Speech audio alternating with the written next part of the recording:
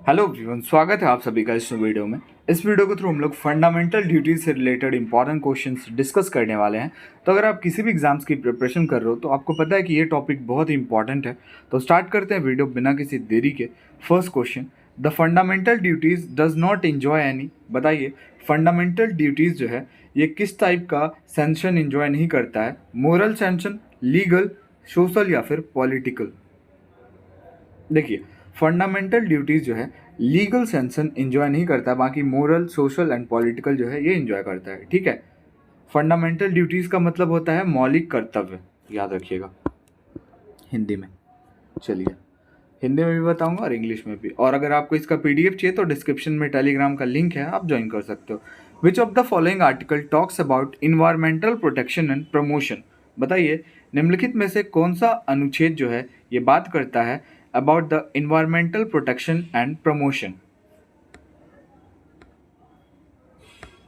तो ये आपका आर्टिकल 48A जो है ये बात करता है about the environmental protection and promotion. अगला क्वेश्चन है, which article is related to separation of the judiciary from the executive? बताइए, कौन सा आर्टिकल जो है ये बात करता है सेपरेशन की from the judiciary to executive, मतलब जुडिशरी को एग्जीक्यूटिव से सेपरेट करता है? कौन सा आर्टिकल?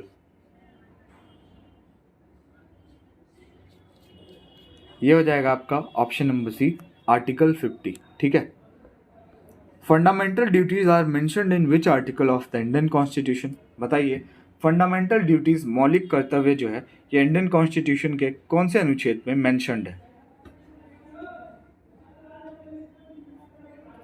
ये मेंशन्ड है भैया, option number A, article 51A। In which part of the Indian constitution fundamental duties are mentioned? अभी हमने देखा कि आर्टिकल 51A में मेंशन्ड है आपका। अब आपसे पार्ट पूछ रहा है तो पार्ट भी आपको याद रखना है, पार्ट 4A। ठीक है, ऑप्शन नंबर बी। चलिए, which of the following provision is based on the socialist principle? बताइए, निम्नलिखित में से कौन सा प्रोविजन जो है ये बेस्ड है सोशलिस्ट प्रिंसिपल पे?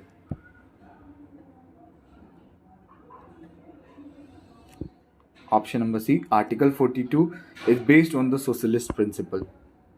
In which article of the Indian Constitution prohibition of liquor is directed?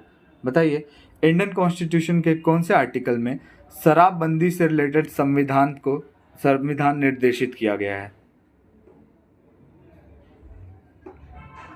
ये है आपका आर्टिकल 47।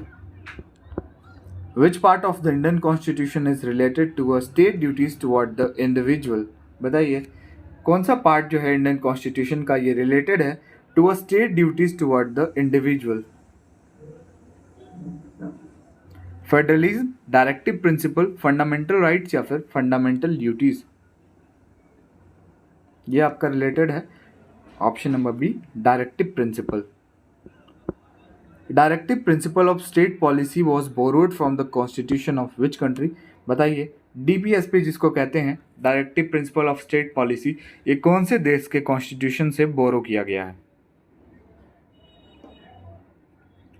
तो ये आपका Ireland, that means Irish constitution से लिया गया है। ठीक है, ऑप्शन नंबर बी आपका करेक्ट हो जाएगा।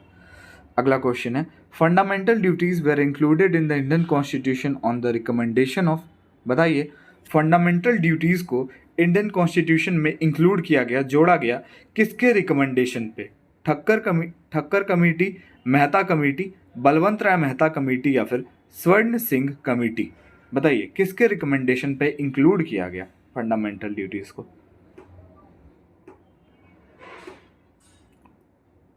ऑप्शन नंबर डी, स्वर्ण सिंह कमेटी। ठीक है, part 4 of the Indian constitution deals with? बताइए, भाग 4 जो है इंडियन कॉन्स्टिट्यूशन का ये किसके साथ डील करती है? Fundamental rights, fundamental duties, central judiciary या फिर आपका हो गया directive principle of state policy?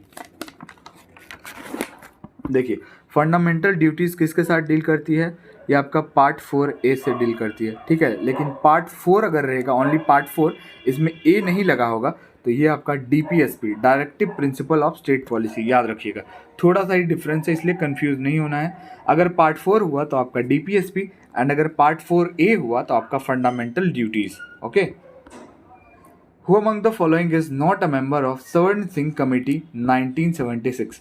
ये भी पूछ सकता है आपसे, सवर्ण सिंह कमेटी कौन से ईयर की मेंबर्स थी, तो आपको याद रखना 1976 की। तो बताइए निम्नलिखित में से कौन जो मेंबर नहीं थे सवर्ण सिंह कमेटी के, लाला गोपीनाथ, सीएम स्टेफन, दिनेश गोस्वामी या फिर एचआर गोखले।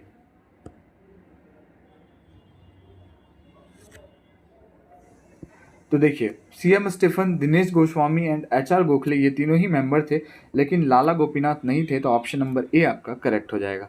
ठीक है, अगला क्वेश्चन है the fundamental duties were added by the, बताइए फंडामेंटल ड्यूटीज को कौन से अमेंडमेंट एक्ट के तहत ऐड किया गया था?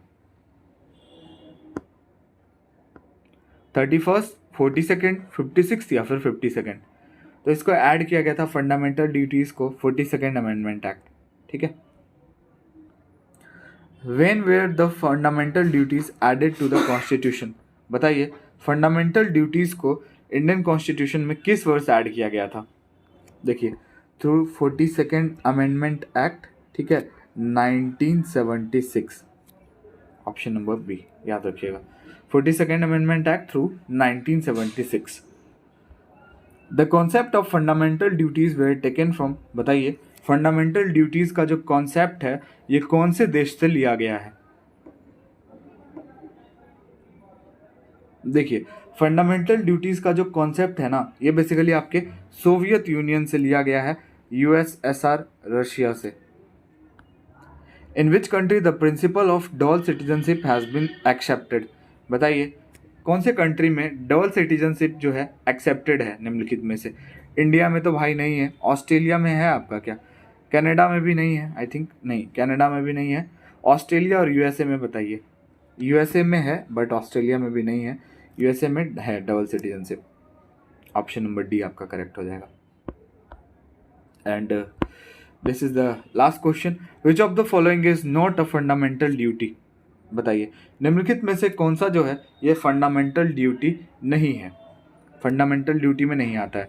To protect monuments and place of public importance, to safeguard public property, या फिर to respect the national anthem, या फिर to protect and improve the public environment. बताइए निम्नलिखित में से कौन सा फंडामेंटल ड्यूटी नहीं है? देखिए to safeguard public property fundamental duty है, to respect the national anthem आपका फंडामेंटल ड्यूटी है, to protect and improve the public environment ये भी आपका फंडामेंटल ड्यूटी है, लेकिन to protect monument and place of public importance ये आपका फंडामेंटल ड्यूटी में नहीं आता है। ठीक है, तो ऑप्शन नंबर ए आपका करेक्ट हो जाएगा। तो वीडियो का ही पेंड करते हैं। वीडियो अच्छा लगा और हमारे चैनल पर आप नए हो तो लाइक शेयर एंड सब्सक्राइब जरूर कीजिएगा। मिलते हैं नेक्स्ट वीडियो में।